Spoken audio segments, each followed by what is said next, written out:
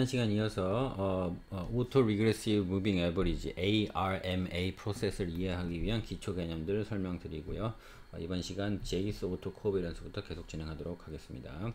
자, 코베런스는 오토 코베런스 전에 코베런스라고 통상적으로 통계에서 쓰이는 개념을 먼저 살펴보겠습니다.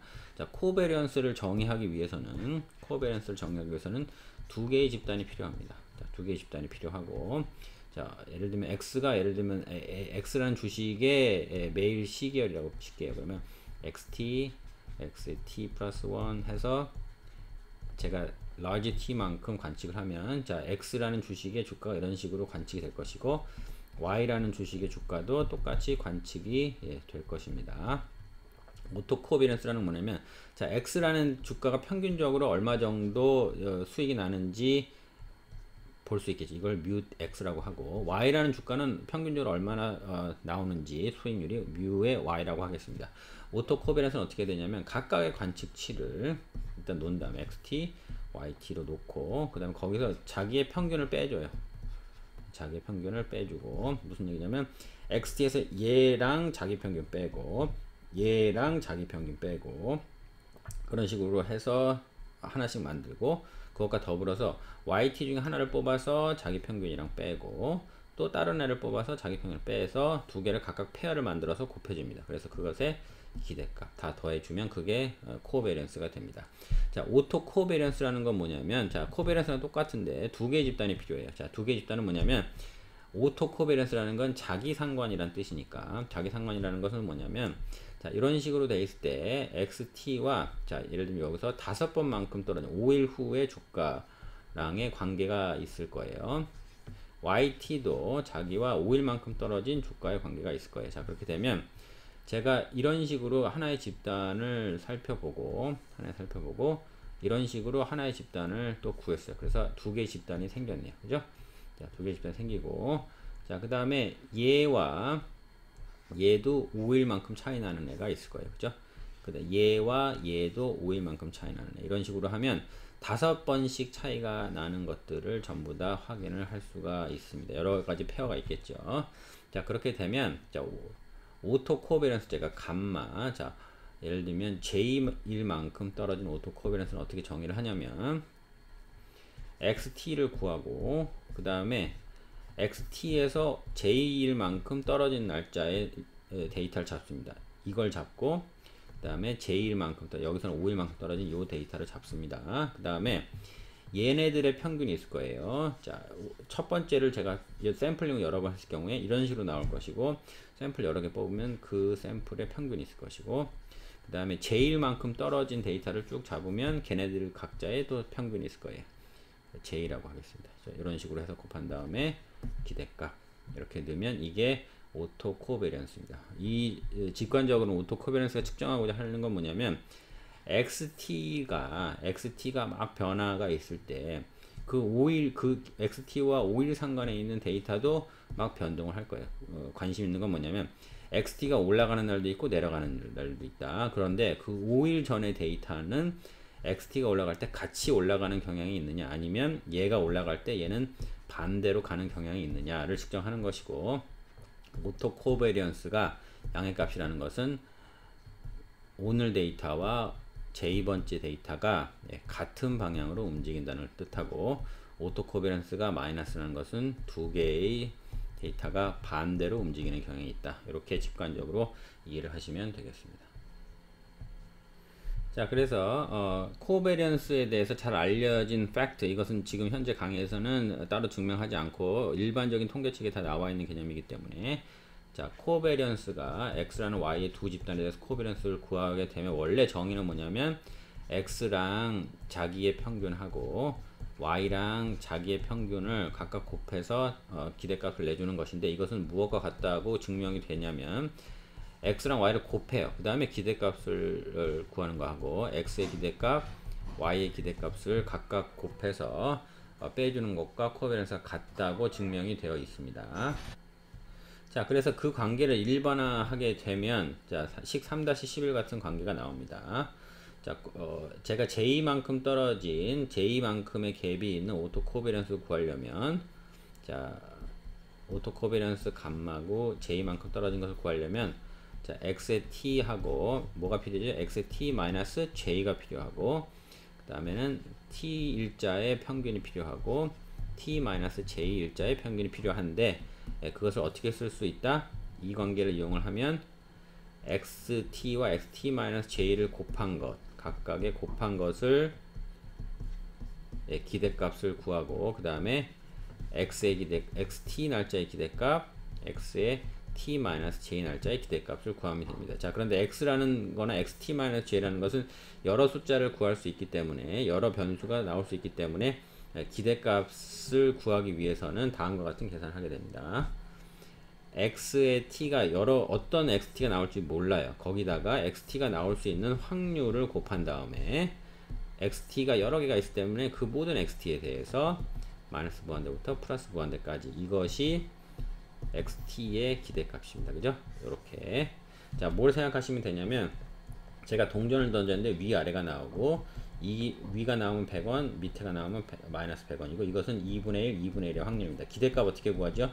이 게임을 x라고 했을 때 확률을 각각 앞에다 놓고 그 다음에 그 확률이 걸렸을 때 나올 수 있는 값을 각각 해서 더해준 거죠. 똑같은 겁니다.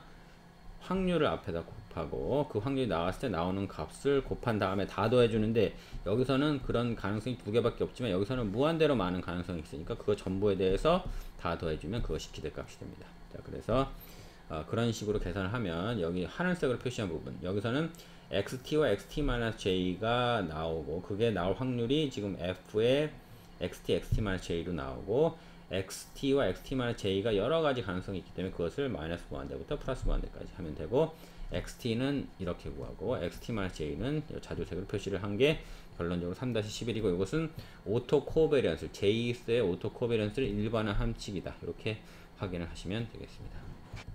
자 그래서 코베런스 스테이셔너리라는 개념을 정의하겠습니다. 코베런스 스테이셔너리라고 하려면 xt라는 시계열이 코베런스 스테이셔너리가 되려면 일단 xt의 기대값이 구했더니 t가 들어가면 안 돼요. 어떤 특정 시점에 의지해서는 안 됩니다. 그 다음에 jth의 오토 코베런스 구했을 때도 역시 t라는 함수 t의 어떤 특정 날짜에 의존하면 안 됩니다. 이 두 가지 요건이 모두 충족해야만 xt라는 시계열은 코베런스 스테이셔너리다 이렇게 표시할 수 있겠습니다. 자 예를 들어 보겠습니다. 자 3-12에 두 개의 시계열을 가지고 왔습니다. xt는 어떤 상수 뮤하고 et인데 et는 어떤 식으로 변하냐면 막 랜덤하게 나오는데 그래도 평균이 0에 가깝고 마이너스 1도 나오고 플러스 1도 나오지만 이런 식으로 정규 분포를 따르는 이런 분포가 하나 있고요. 자 yt는 어떤 날짜가 주어지면 거기에 베타만큼 상수를 곱한 다음에 et를 더하는 식입니다. 자 일단 각각 시계열의 기대값 구해보겠습니다. xt의 기대값은 어떻게 되죠? 뮤의 기대값 얼마입니까? 이건 상수니까 변하지 않죠. 그냥 뮤고요. 이 et의 기대값 얼마입니까? 좋은 날도 있고 나쁜 날도 있겠지만 결국에 평균은 0입니다. 그래서 이것은 0으로 날아가고 그래서 결국에 뮤가 되고 뮤는 t의 함수입니까? 아닙니까? 아닙니다. 그래서 이것은 t에 의존되지 않네요. 자 반면 yt의 기대값을 구해보면 베타 t의 기대값과 et의 기대값이에요. 근데 베타 t의 기대값은 얼마입니까? t가 사라지지 않지요. 그날 따라 다르니까 베타 t고 그럴 경우에 요것은 t의 함수이기 때문에 요것은 오토 코베런스 스테이셔너리 하지 않습니다. xt는 지금까지 알아본 바로는 코베런스 스테이셔너리 하나요? 아직 모릅니다. 왜냐면 코베런스 자체도 오토 코베런스 자체도 t의 함수가 아닌지를 확인하셔야 됩니다. 확인 실제로 해보겠습니다. 자, xt라는 시계열을 가지고 오토 코베런스를 구해보겠습니다. 그러면 xt가 있고 xt와 j만큼 떨어진 날짜를 구하고 각각의 평균을 빼서 곱해줍니다. 자 그렇게 되면 xt-뮤가 되고 자 t라는 날짜의 평균도 뮤고 t-j 날짜의 평균도 뮤예요. 왜냐하면 기대값은 계속 뮤니까. 자 이렇게 되고 그러면 이것은 결국에 어떤 식으로 표시가 될 수 있냐면 이 관계를 응용을 하면 뮤를 이쪽으로 넘기면 xt-뮤는 et가 되고 똑같은 걸 j만큼 미룬 날짜도 해보면 jt-뮤는 또 2의 t-j가 됩니다. 그래서 이것은 이걸로 교체를 하고 이것은 이걸로 교체를 합니다. 이것은 이걸로 교체를 하고 이것은 이걸로 교체를 합니다. 결과적으로 이게 2t가 되고 2t-j가 돼서 이런 식으로 표시가 되게 됩니다. 자, 한 가지 살펴보겠습니다. 제가 만약에 2t가 있고 그 다음에 그것과 5일씩 차이가 나는 j1만큼 차이가 나는 t-j가 있다고 치겠습니다. 자, 그렇다면 이거 두 개를 예를 들면 각각 제가 두 개가 상관이 없이 독립적으로 뽑겠다고 치겠습니다. 자, 그렇게 되면 얘네 둘 간의 오토 코비런스 구해볼게요. j의 오토 코비런스를 구하게 되면 기대값 2의 t 마이너스 뮤의 t가 되고 2의 t 마이너스 j의 뮤의 t 마이너스 j가 될 겁니다. 그죠?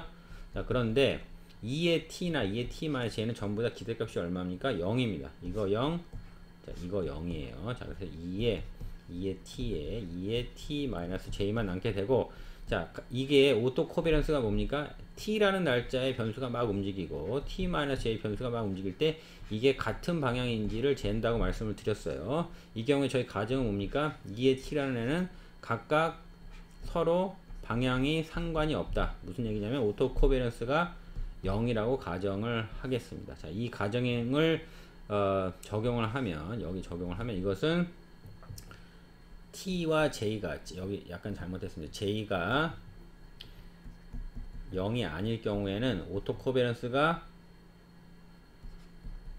0이 되고, 왜? 이게 관계가 없다 그랬으니까. 다만 j가 0일 경우에는 어떻게 됩니까? 2의 t의 2t의 2의 t가 되죠. 그럴 경우에 우리는 2의 t의 제곱이, 이것은 결국에 뭡니까? 2의 t의 분산이고, 그것은 저희가 시그마 제곱이라고 했으니까 이렇게 되네요.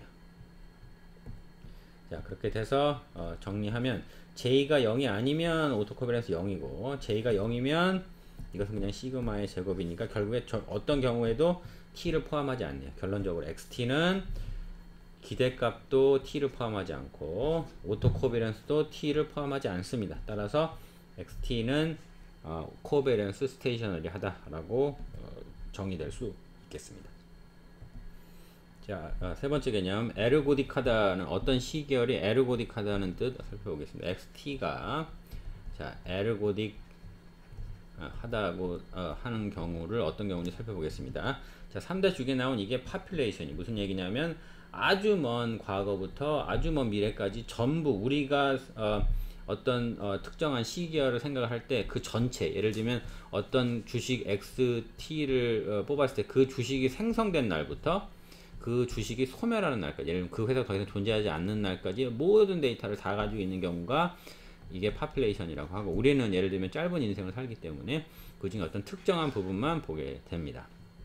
자, 그럴 경우에 여러 가지, 제가 만약에 t일 만큼, large t만큼 샘플을 뽑겠다고 하면 어떤 사람은 요만큼을 뽑을 것이고, 어떤 사람은 요만큼을 뽑을 것이고, 어떤 사람은 요만큼 뽑을 것이고, 여러 가지 샘플링이 있을 거예요. 자, 첫 번째 샘플링을 하고 길이를 t만큼 정했다고 하면 이렇게 뽑았다고 칩시다. 자, 어떤 사람은 이 중에서 요만큼을 뽑아냈다고 치고, 그런 식으로 여러 번의 샘플링이 가능하겠죠. 자, 그러면 정리를 다시 예쁘게 해보겠습니다. 자, 타임 에버리지라고 하는 것은, 어떤 특정한 내가 t만큼을 주어졌을 때, t만큼의 길이를 주어졌을 때, 그것을 전체 평균을 내는 것을 타임 에버리지를 하고, 앙상블 에버리지라고 하는 것은, 각각의 시계열에서 특정한 포인트만 찝어내는 것을 해서 이렇게 더해서 평균을 내면 이게 앙상블 에버리지고, 타임 에버리지는 예를 들면 제가 K번 샘플링을 하면 그 각각의 이렇게 해서 평균을 내면 그게 타임 에버리지가 되겠습니다. 자, 타임 에버리지와 앙상블 에버리지 구분하실 수 있겠죠. 무슨 얘기냐면, 다시 정리하면 제가 이 전체 파퓰레이션에서 이번엔 요만큼 샘플 뽑고 이번엔 이만큼 샘플 뽑고 하면 이런 식으로 여러 개의 샘플링이 가능해집니다. 제가 만약에 그걸 K번만큼 했다고 치겠습니다. 근데 매번 뽑을 때만큼 길이를 얼만큼을 정하냐면 T만큼 정한다고 하겠습니다. 그러면 좌우로 T만큼 길고 위아래로 K만큼 긴 이런 식의 3-14 같은 매트릭스가 나올 겁니다. 자, 그렇게 되면 자, 타임 에버리지는 뭐냐면 어떤 특정한 시계열을 뽑았을 때 K번째 시계를 뽑았을 때 요것들을 전부 다 더하면 요게 타임 에버리지가 되는 것이고요.